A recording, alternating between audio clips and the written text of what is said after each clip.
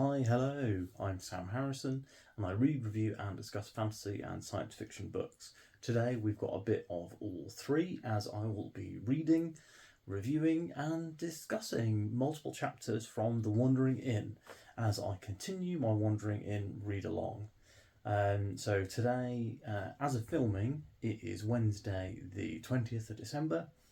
I am going to film tonight the next 2 weeks worth of Wandering Inn read alongs. So it will be the read along episode for the 21st and read along episode for the Christmas week. So that next week, if I don't have time because of family obligations and stuff, there won't be a missed episode. We're starting today with chapter 20, which is another Ryoka chapter, and I'm pretty excited about that one. The plan for today is to try and read 5 chapters per video, and we'll kind of see where that goes. I had a quick look forward in the chapter index, and it looks like if I do 5 chapters this video, then the next one will start with an interlude. So I'll probably decide once I've read the final 5th chapter whether I want to do the interlude this week and do 6 chapters this week as kind of a pre-Christmas bonus, or I want to start next week's episode with the interlude. I will let you know. And let's get moving. So as I said, plan today is to read 1.20, so chapter 20 through 24 of book 1 of The Wandering Inn by Pirate Arbor. I don't think I actually mentioned that most weeks, that it's by Pirate Arbor. I reference multiple times in the video, like, I trust Pirate Arbor to do X, Y, Z, but I don't actually go like, I'm reading The Wandering Inn by Pirate Arbor. I don't know if you've noticed, I've added a new intro to the beginning of my videos where I just kind of introduce the channel a little, and I feel like that's going to go quite well, and it's going to kind of help the channel feel a bit more professional. But if you don't watch any of my other videos, then you won't have seen it yet. This will be your first time.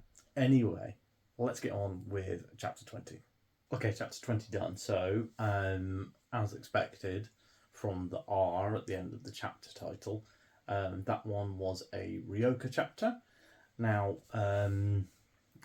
Ryoka, I really warmed to and liked last week because she's a runner, I'm a runner, etc, etc. There's some really interesting tidbits in this one. So we've been introduced to a load of new characters. So we've got Garia and Fowls.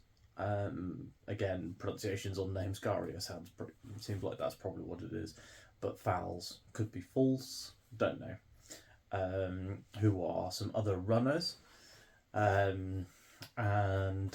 So what happens basically in this chapter is that Ryoka goes back to the Runners Guild, hands in her seals, which is what you use in the Runners Guild to get paid, then kind of talks to a few runners and leaves on a job. So not a huge amount of events, but some good world building on the Runners Guild. I like that she's like a great runner because she is like a trained and coached runner in the real world, whereas obviously that sort of thing wouldn't be going on or happening in the fantasy world. There's one interesting thing, which is that where they say in the narration they mention Israel as a place name, and it's not the name of any of the cities. So I'm wondering if Israel is the name of the fantasy world. It would be good to have a name for it, so I don't have to keep just saying the fantasy world. But so far, no confirmation on that, just a guess. Garia sounds fun. She's a runner, but she's like shorter and stockier, so she's stronger, and she carries heavy loads of stuff. Like she carries a lot of oars apparently. And then we have Fowls, who is a little bit of a fighter as well, and he's got some weapons, and he takes more dangerous missions because he's quite a high level runner. So we also learned that you have to be runner level 30 with some other side skills to become a courier, which is the highest rank or like the highest kind of status almost in the Runners Guild. It's what Ryoka's working towards.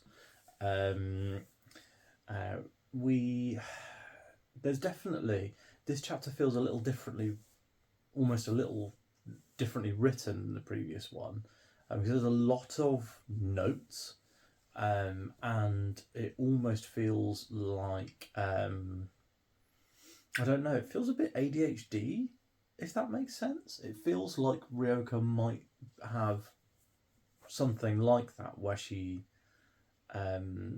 because there's, she has trouble stopping thinking, and obviously that is a pure like blue sky thought, and is based on the fact that she seems easily distractible, which is not usually not as reliably the case, I guess is the right way to say it. Not as reliably the case for women who have ADHD. We also learned that she's a freshman, so freshman in college, so she's like 18, 19, which is quite young. And I think Erin is a college dropout, or something like that. I'm sure she mentioned college previously. But yeah, lots of interesting stuff. I like Garia and want to see kind of her and her. She's kind of part of Ryoka's supporting cast, I guess. Ryoka's also, it sounds like she's in the human-only world, where basically everyone around is a human, although none of them look Asian. And she's told that she would fit in better in another place. So maybe that's where the Asian-looking women are, men, etc.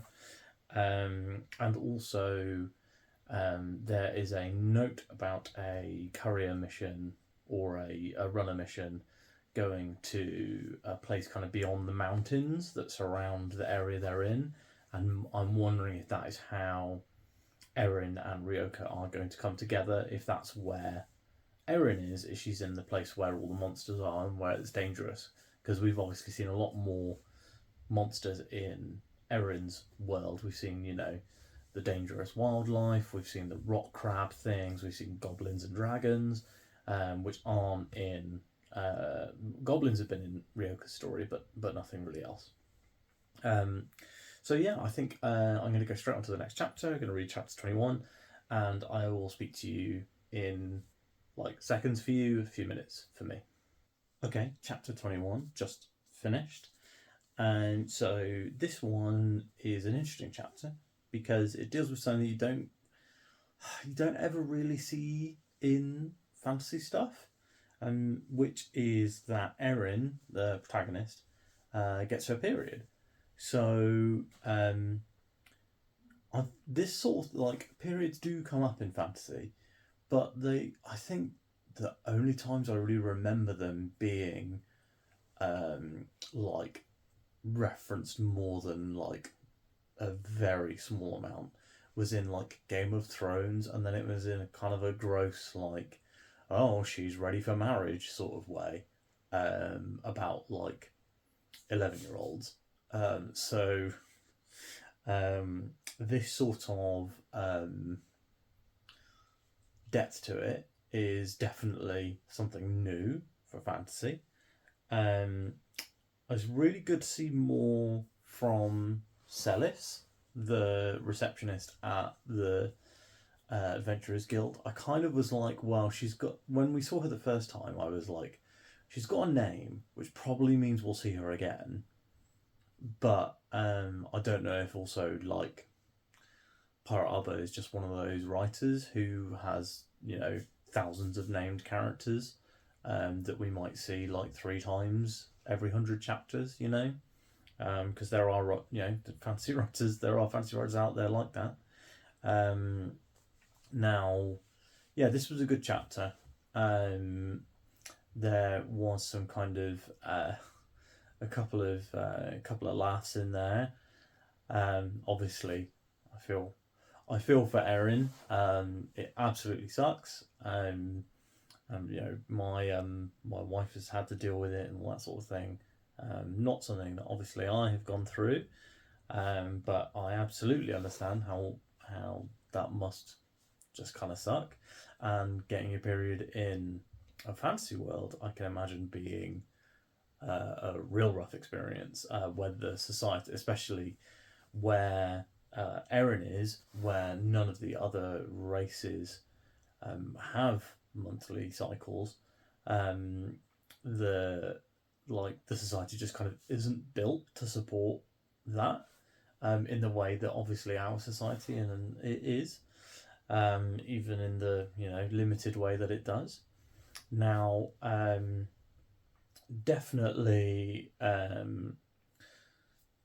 definitely a good chapter. And I think I'm just going to go straight into the next one. I feel like I am trying to like work up 5 minutes worth of discussion or whatever for each chapter, and this one was just a good chapter, not particularly eventful, deepened our relationships with I literally just said her name. Deepen our relationship with Celis, and some more interactions with Kershia, which is good. I like the line, Drakes didn't have eyebrows, so Celis couldn't raise them, which I thought was quite funny. Let's get on to the next chapter, and I will talk to you guys when I've read it. Chapter 22 done. Bit of action in this one. So, Erin, we're on an Erin chapter, obviously. Erin, basically, at the end of the previous chapter, there were a bunch of acid flies in the inn, and she kind of works out a system, or she takes them, tries to get rid of them with a bucket of water, and then she catches them in a jar, and then at one point she shakes the jar and realizes that it causes the acid fly, acid bulb thing to blow up, but leave the fly body floats to the surface, and she says to Pisces at one point that she thinks Kulb might eat them, so that's quite funny, and then she works up a bunch of traps using some bait that she makes from one of the evil fish, and she builds 4 jars that she's using to trap acid flies, and she gets 4 full jars, and then when she goes to go and sort them out, she accidentally knocks one over and almost dies, but is saved by Pisces doing some magic. So that's exciting to see some battle magic happening. Again, not a hugely eventful chapter, but at the end of it, Erin does level up to level 10, and she learns how to brew alcohol. And I wonder if that is related to the acid flies in some way. But she also puts acid flies on the signpost, the price menu for the inn, which is quite funny. Be interested to see if Kulb does eat them. I think it's best to just go straight on to the next chapter here. Next chapter 23. I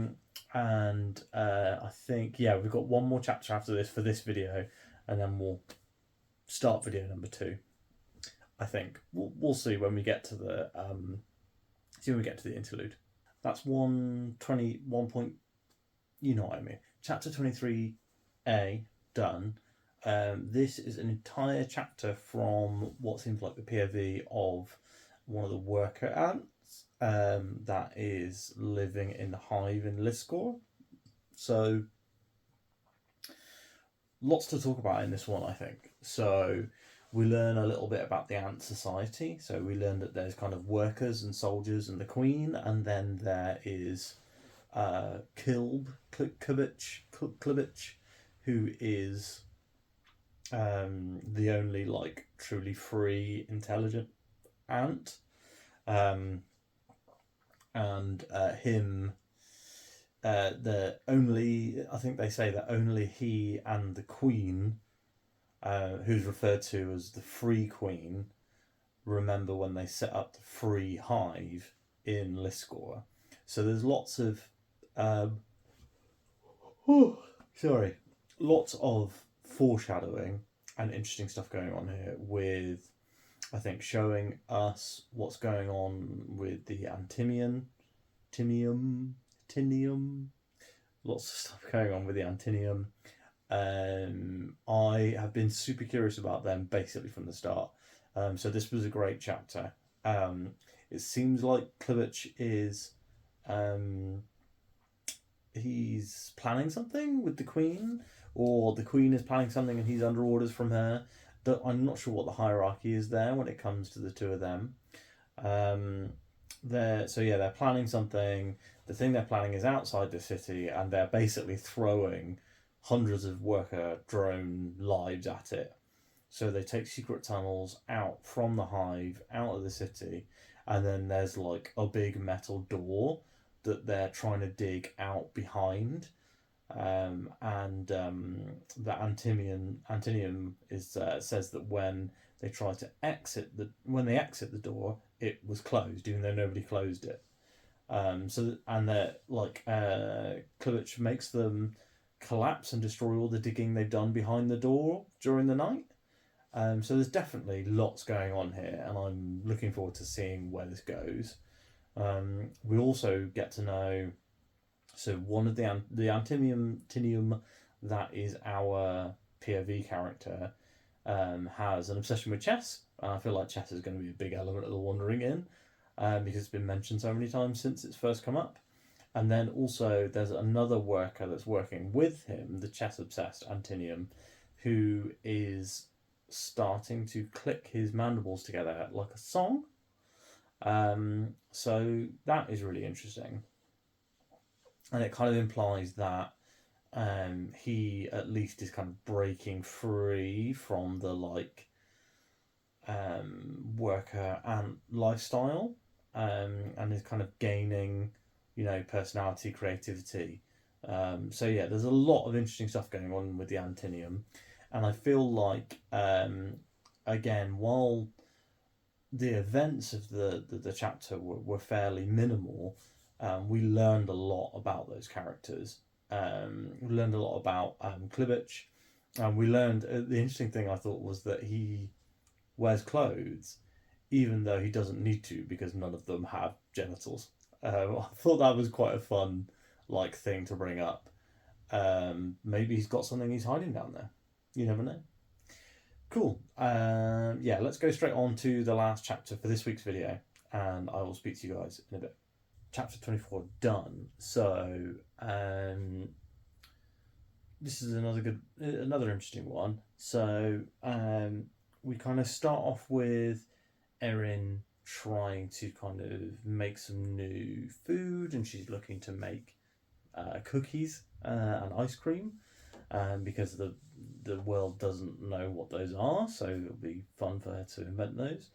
Then she sees the goblin tribe attacking one of the rock crabs and killing it, and there's 40 of them, so she's terrified because she thinks it's a goblin raiding party.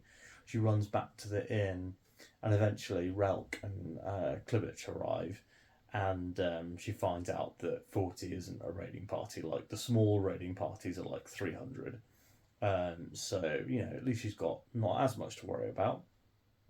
There's a little bit of tiny mini chat about the littlest goblin as well, during the goblin fight, that she's got coins. So I'm wondering if that's kind of showing that she's going to try and come back to the inn. So that's interesting. You learn a little bit more about the Antimian from Relk and Klivich. You learn that he eats the acid flies, so she was right to spend all that time and effort on them.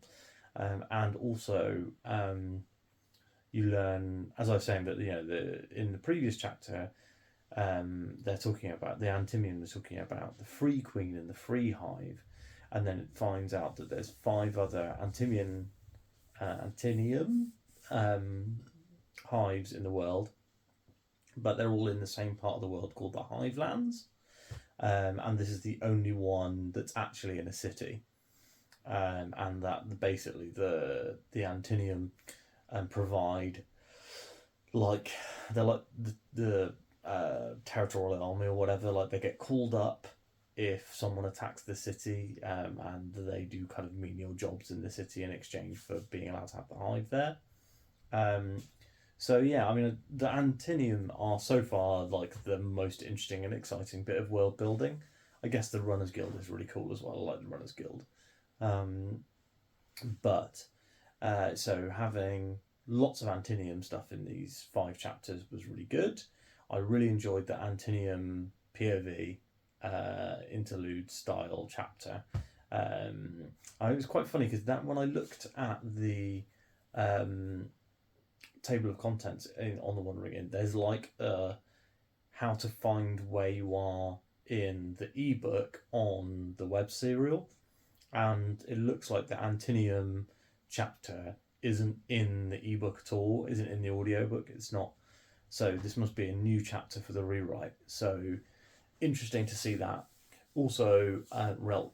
I forgot when I was talking about the final chapter that Relk mentions that they found a dungeon near the castle. So that's probably what the Antinium were looking at. Another good set of chapters, as always. The Wandering Inn has yet to disappoint me in even a minor way. This feels like these chapters felt a lot like there was a lot of world building going on, a lot of expanding of the story. So it'd be nice to get some bit more movement next time round. So let's get some development on what's going on with the dungeon, or what's going on with the little goblin, or something like that.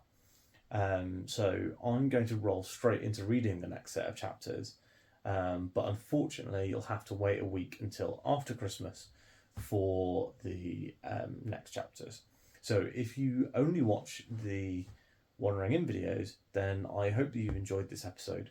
And thanks so much for sticking with me, sticking with the video series, and for coming back each week, because I've seen getting a lot of repeat visitors on these videos, and they're some of the best viewed videos that I make on the channel. And I'm really, really happy with this series. I enjoy the reading, I enjoy making the videos, and I really enjoy chatting with you guys in the comments. So please do comment down below and let's have a chat about these chapters. Talk to me about the Antinium, talk to me about chapter 1.23, especially if this would be your first time reading it, if you read the original Wandering Inn, not the rewrite, the first time around. So if you would like to see more videos from me, please do subscribe. As I've said in previous videos, Wandering Inn videos come out every Thursday, ideally at 5 PM UK time, but sometimes there are inevitable delays if I'm out all day and forgot to pre-record the video, like I am doing for next week's. And as always, please do like the video if you liked it, and leave a comment so we can have a chat down there. And if you only watch the Wandering Inn videos, I will see you after Christmas, so have a great Christmas if you're celebrating.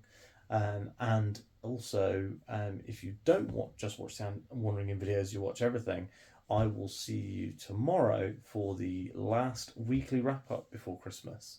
And in fact, I think it's the last weekly wrap-up of the year, because next week will be the December wrap-up.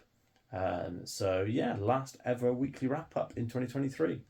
Thanks so much, everyone, for watching along, and I'll speak to you soon.